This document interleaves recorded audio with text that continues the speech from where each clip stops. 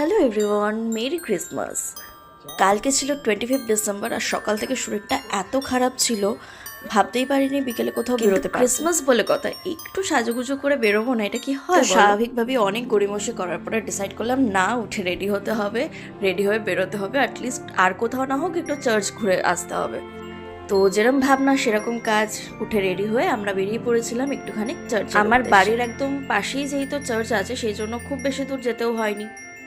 ওখানে গিয়ে আমরা কিছুক্ষণ বসলাম, তারপর দেখলাম ফাদার সবাইকে ব্লেসিংস দিচ্ছে, তো আমরাও লাইনে দাঁড়িয়ে ব্লেসিংস নিলাম। তারপর বাইরে বেরিয়ে চার্চটা একটু ঘুরে দেখছিলাম কি সুন্দর সাজিয়েছিল, আর দেখতে দেখতেই দেখলাম এই জায়গাটা আমাদের ছোট্ট যিশুর পাশে একটা রাস্তার কুকুর ওখানকারই হবে, কি সুন্দর ঘুমোচ্ছে, হয়তো আলোতে ওই গরমের তাপটা পেয়ে ও ঘুমিয়ে পড়েছে ওখানে, কিন্তু খুব সুন্দর লাগছিল। সবাই না ওটা দেখার জন্যই জড়ো হয়ে গেছিল ওখানে। তারপর আমি একটু আশেপাশে ঘুরে একটু ছবি তুললাম, কারণ অবশ্যই সেজেছি যখন ছবি তো তুলতেই হবে।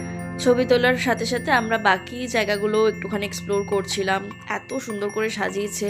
আর এইটা হচ্ছে একদম ওখানকার কি বলবো মতন, ছেলে মেয়ে নির্বিশেষে লাইন পড়ে গেছিল ওখানটা দাঁড়িয়ে ছবি তোলার জন্য, এত সুন্দর লাগছিল। প্রত্যেকটা বছরই জানো তো এই চার্চটা আমাদের স্টিফেন্স চার্চ, যারা যাও তারা সকলেই জানো প্রত্যেকটা বছর ঠিক এতটাই সুন্দর করে সাজে, এবারে যেন আরও সুন্দর করে সাজিয়েছিল।